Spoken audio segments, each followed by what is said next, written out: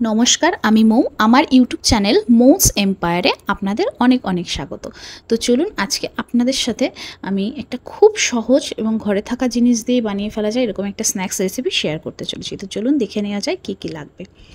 তো আমি প্রথমেই এখানে কয়েকটি কাঁচা লঙ্কা নিয়ে নিলাম এবং কয়েক কোয়া রসুন নিয়ে নিলাম। আমার কাছে এই রসুনগুলো একটু ছোটো ছোটো ছিল দেখে আমি এই 10-15টা মতো নিয়েছি, আপনারা একটু কমও নিতে পারেন। এই জাস্ট 1 ইঞ্চি মতো একটু একটা আদার টুকরো নিয়ে নিলাম, আর কিছু ধনে পাতাগুলোকে একটু কেটে নিলাম, আর অল্প একটু পুদিনা পাতা যদি আপনাদের কাছে অ্যাভেলেবেল না থাকে আপনারা নাও দিতে পারেন। পুদিনা পাতা ছাড়াও এটা খুবই ভালো লাগবে খেতে। এবার একটা মিক্সার জার নিলাম এবং তাতে আদা, রসুন, কাঁচা লঙ্কা, পুদিনা পাতা, ধনে পাতা সমস্ত উপকরণগুলোকে একসাথে দিয়ে একটা স্মুথ পেস্ট বানিয়ে নিলাম।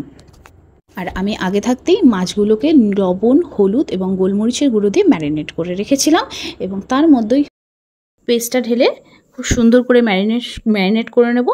তো ম্যারিনেট সুন্দর করে মাখিয়ে নিতে হবে একদম, যেন প্রত্যেকটা মাছের টুকরো সুন্দরভাবে কোট হয়। হওয়ার পর একটুখানি লেবু, ওর মধ্যে একটু লেবু চিপে দিতে হবে। লেবু চিপে দিয়ে ওটাকে সুন্দর করে মাখিয়ে বেশ কিছুক্ষণের জন্য ফ্রিজে রেখে দিতে হবে। তাহলে চলুন এটা ম্যারিনেট হতে হতে আমরা ব্যাটারটা বানিয়ে ফেলি। তো ব্যাটারের জন্য কী কী লাগবে?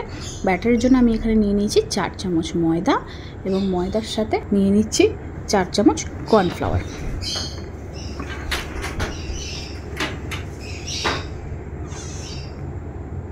এবং এটাকে ভালো করে মিক্স করে নিয়ে এর মধ্যে দিয়ে দেবো পরিমাণ মতো লবণ, আর অল্প একটু বেকিং সোডা, আর অল্প একটু গোলমরিচ, আর 3 চামচ সাদা তেল।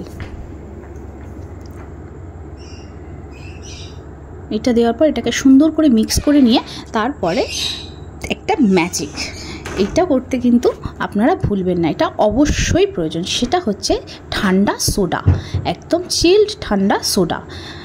দেখুন এবার আমি সোডাটা ঢেলে দিলাম এর মধ্যে পরিমাণ মতো, দিয়ে আমি এটাকে সুন্দর করে মিশিয়ে নেব যাতে একটাও ভেতরে দানা না থাকে, কোনো রকম লাম্পস না থাকে। তো আমার ব্যাটারটা একটু পাতলা হয়ে গেছিলো দেখে আমি আবার একটুখানি ময়দা মিশিয়ে দিলাম এর মধ্যে। তো এটা দিয়ে এটাকে সুন্দর করে ফেটিয়ে নিতে হবে। হ্যাঁ, ঘনত্বটা দেখুন, বুঝতে পারছেন নিশ্চয়ই আপনারা, এরকম ধরনের হবে, যেন একটু গাঢ় গাঢ় হবে ঘনত্বটা, ঠিক এরকম। এবং সুন্দর করে মিশিয়ে নিতে হবে যাতে ভেতরে একটুও লাম্পস না থাকে। লাম্পস থাকলে কিন্তু জিনিসটা একদমই ভালো লাগবে না। এই রকম হবে ঘনত্বটা। এই দেখুন আমি হাতে নিয়ে আপনাদের দেখিয়ে দিচ্ছি কীরকম হবে। তো চলুন ব্যাটারটা তৈরি হয়ে গেল। এবার হচ্ছে মাছগুলোকে কোট করার পালা। কোটিংয়ের জন্য আমি প্লেটে নিয়ে নিয়েছি অল্প একটু ময়দাতে মাছগুলো সুন্দর করে কোট করে নিতে হবে। কোট না করে কিন্তু মাছগুলো ব্যাটারে চোবালে চলবে না। কোট না করে মাছগুলো ব্যাটারে চোবালে কী হবে, এর যে ম্যারিনেশনগুলো আছে ম্যারিনেশনগুলো সমস্ত কিন্তু ব্যাটারের মধ্যে চলে যাবে এবং তাতে করে মাছটা টেস্টটা খুব একটা ভালো লাগবে না, আর ব্যাটারটাও আপনাদের একটু পুরো হোয়াইট হবে না, ভালো লাগবে না দেখতে। তাহলে চলুন মাছগুলো একটা একটা করে আমি কোট করে নিলাম। এইবার ভাজার পালা। তো কড়াইতে তেল দিয়ে দিলাম। তেলটা কিন্তু একদম ডুবো তেলে ভাজতে হবে মাছগুলো, একটু বেশি তেল দিতে হবে, ঠিক আছে? কড়াইতে তেল দিয়ে চলুন তেলটা গরম হয়ে যাক ততক্ষণ। তেলটা কিন্তু খুব বেশিও গরম করা যাবে না, আবার খুব ঠান্ডাও করা যাবে না। আপনারা যদি একটু চেক করতে চান এর মধ্যে একটা টুথপিক চুবিয়ে আপনারা দেখে নিতে পারেন। তারপরে এই যে তেলটা গরম হয়ে এসছে আমার, হওয়ার পর আমি এবার একটা একটা করে মাছগুলো চুবিয়ে একটু ঝেড়ে এইভাবে তেলের মধ্যে দিয়ে দেবো। এবং দেখুন তেলে দেওয়ার সাথে সাথে কি সুন্দর ম্যাজিক বেলুনের মতো ফুলে উঠছে প্রত্যেকটা। দেখুন প্রত্যেকটা সুন্দর, দেখুন বেলুনের মতো ফুটে উঠেছে, এক সুন্দর সাদা ধবধবে হয়েছে। এবার এগুলোকে উল্টে পাল্টে খুব সুন্দর করে গোল্ডেন ব্রাউন করে ভেজে নিতে হবে। তাহলে চলুন দেখে নিই কীভাবে ভাজবো। দেখতেই নিশ্চয়ই পাচ্ছেন কি সুন্দর রং হয়েছে, কি সুন্দর দেখতে হয়েছে, কি সুন্দর ফুলেছে, এবং খেতেও কিন্তু ততটাই সুস্বাদু হয়। আপনারা বাড়িতে একবার ট্রাই করবেন, ভীষণ ভালো লাগে। অল্প কম আঁচে সুন্দর করে এপিট ওপিট করে সুন্দর করে ভেজে নেবেন এবং এগুলো অনেকক্ষণ পর্যন্ত ক্রাঞ্চি থাকে। তাহলে চলুন আমি এবার তুলে নিই একটা একটা করে প্লেটে।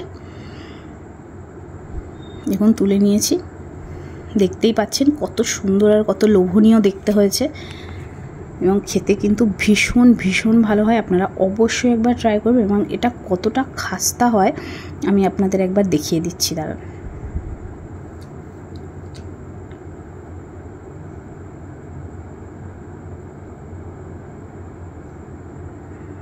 এই দেখুন আমি একটা তুলে নিচ্ছি, তুলে নিয়ে দেখুন কত সুন্দর খাস্তা হয়েছে এবং কত সুন্দর দেখতে হয়েছে। এবং আমি ধরুন আপনাদের একটা ভেঙেও দেখিয়ে নিচ্ছি, এত গরম ধরাই যাচ্ছে না।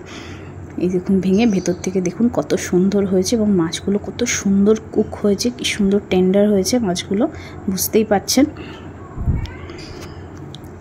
তাহলে বাড়িতে অবশ্যই ট্রাই করবেন এবং এটা স্যালাড সস দিয়ে সার্ভ করবেন।